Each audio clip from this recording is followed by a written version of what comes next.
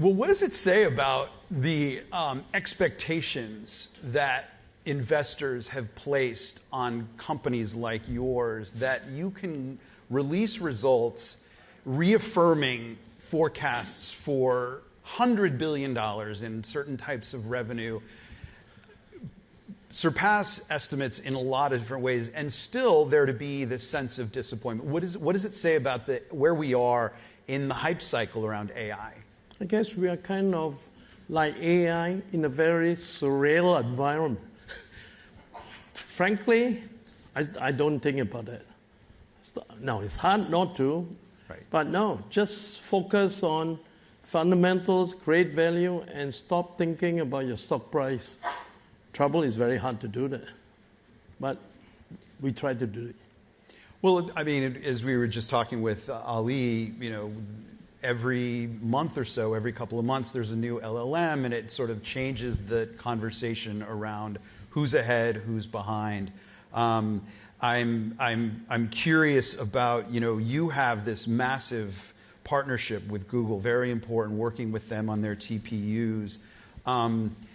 I'd love to drill down a little bit with you on that, and in particular, how concerned you might be about Google sort of taking more of the chip development and design process in-house. The term customer-owned tooling, is that something that keeps you up at night? And are there any provisions that you've built into your partnership with them that sort of might preclude that? Well, that's something we should expect in technology. And we've been in semiconductors for over 20 years. Yeah. In fact, that's how long I've been doing this with Broadcom. That's what we do every year, all the time. We have multiple product divisions, each of which we are the best in what we do. And we just keep investing.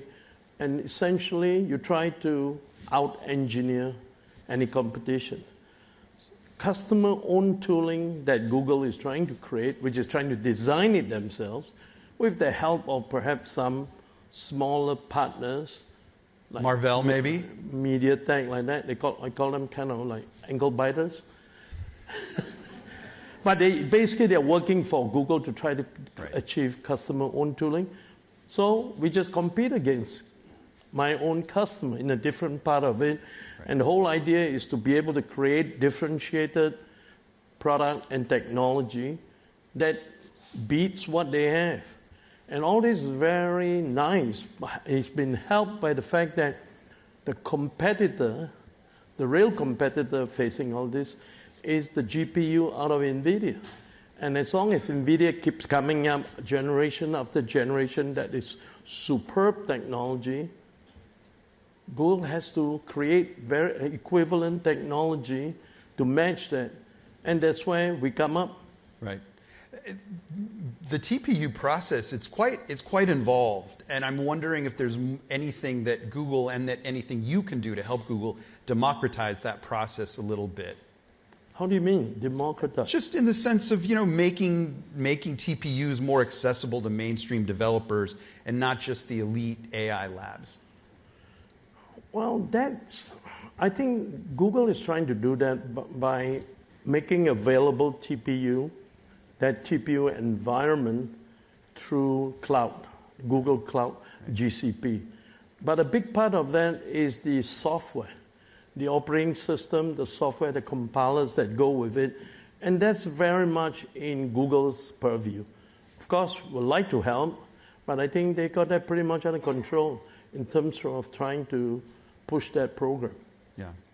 I want to talk a little bit about Anthropic and the ways that these foundation model builders are obviously in great need of capital in order to finance their needs for chips and the compute that are needed to build and develop. Can you talk a little bit about the way that relationship is being structured and financed and the provisions that you are having to take to kind of protect yourself against downside? How concerned are you about the end user demand materializing and enabling them to meet their commitments? Frankly, I think in this particular case, we were partners with Google to provide compute capacity through TPUs, which we co-designed with Google, to Anthropic. And frankly, there's no shortcut about it when we first started almost a year ago now, which is basically it's a leap of faith that Anthropic and generative AI and Anthropic, through its business model of addressing enterprises with code assistance, coding tools, would make a difference. We went in on that leap of faith, and I guess to date, that was a great bet.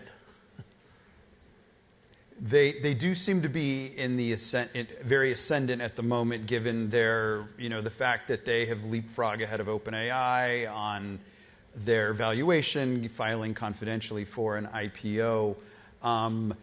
So have you not had to worry about, have you not had conversations with investors who might be worried about you getting left holding the bag if things don't materialize the way Anthropic anticipates them? Well, as I said, we were making a bet on Anthropic. We've been, us and Google too, jointly doing that. And I guess we're not just making a bet on Anthropic and its business model. We're also making a bet that generative AI would be something that would take off in a fairly substantial way, particularly among enterprises, the way Anthropic goes. And sure did. And there's pretty good reason for it. Though when I started a year ago, I know probably a fraction of what I know today. And what I know today, it would be a fraction of what I'll know in 6 months' time. These things are changing very fast. But the tools we see coming out of a company like Anthropic, and the same applies to OpenAI and Gemini out of Google, they are just phenomenal in a sense what they can achieve to help productivity.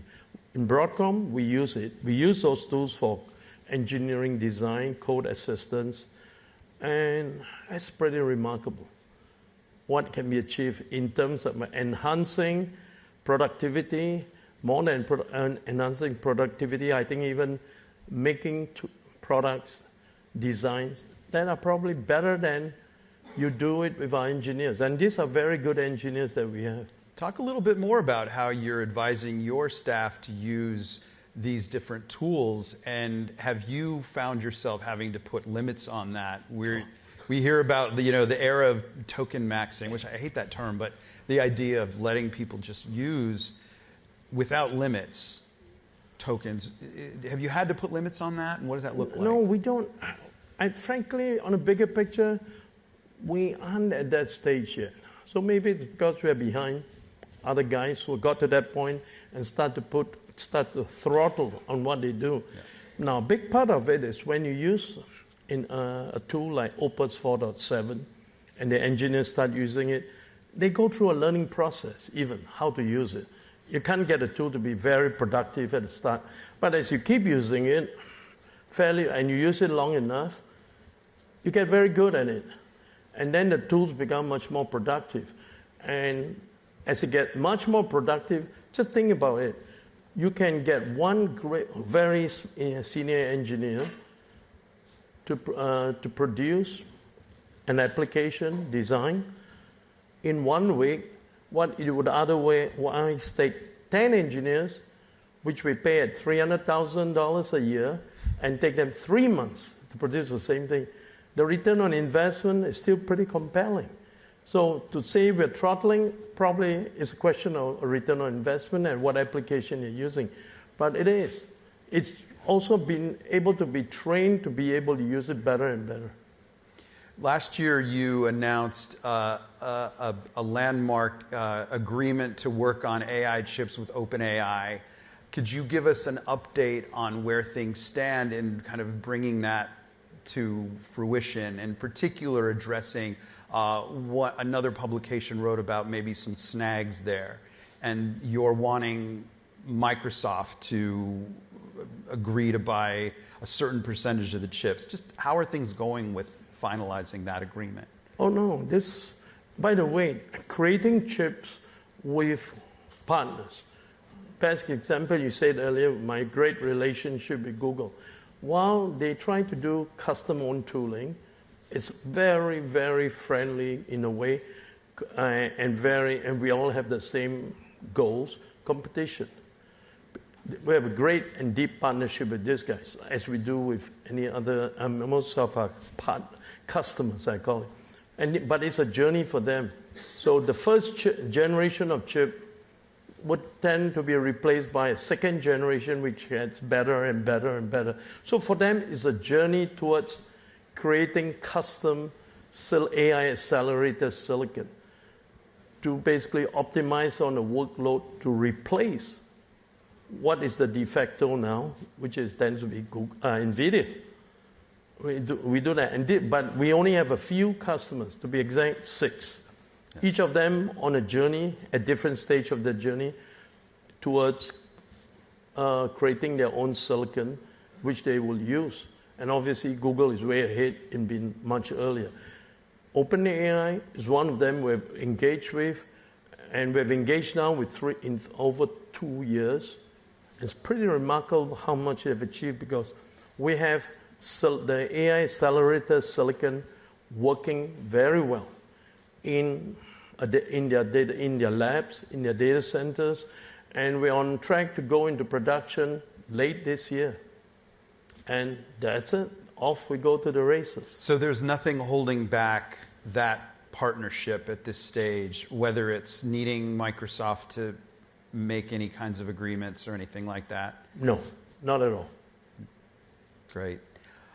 I want to talk about M&A because historically, Broadcom has used M&A in a relatively substantial way.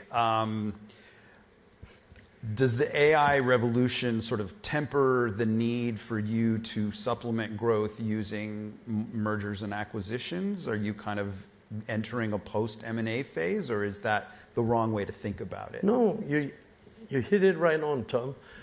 And it's an interesting question. It's a very valid question because it crosses my mind and that of my board on an ongoing basis, not regularly, as do we do M&A. So I'll be very flip and give you a straight answer.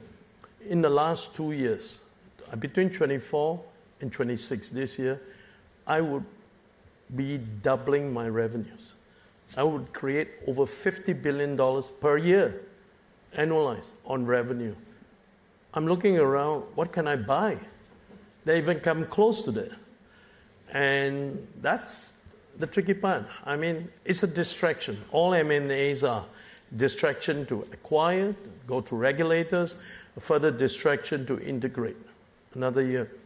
Meanwhile, organically, this phenomenon we call generative AI and our ability to shape them, picks and shovels, the compute capacity into this demand, which is almost insatiable, makes it very hard to choose M&A over focusing and succeeding in generative AI compute.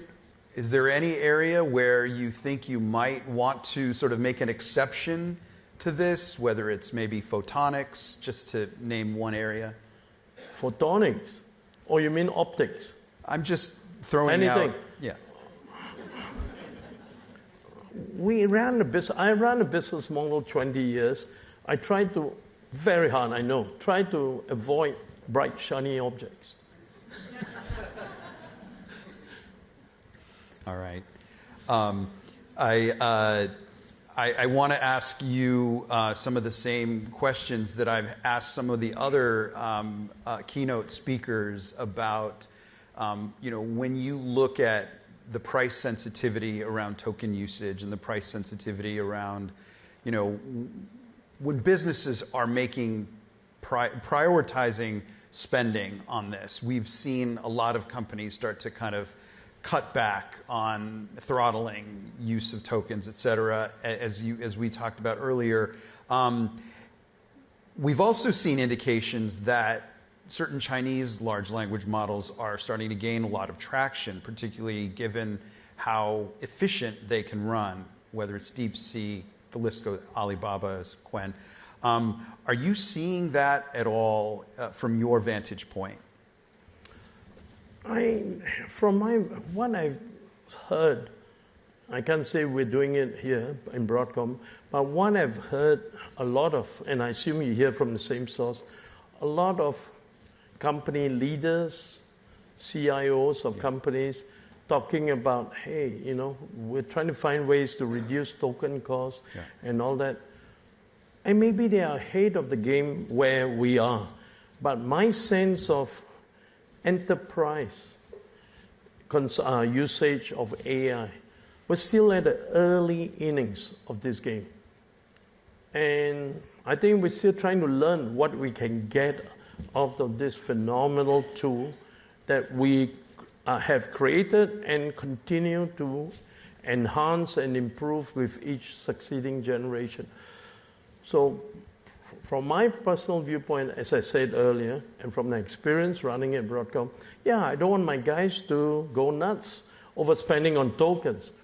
But on the other side, if you can create value out of it, and that you have a return on investment that you otherwise could not, why stop?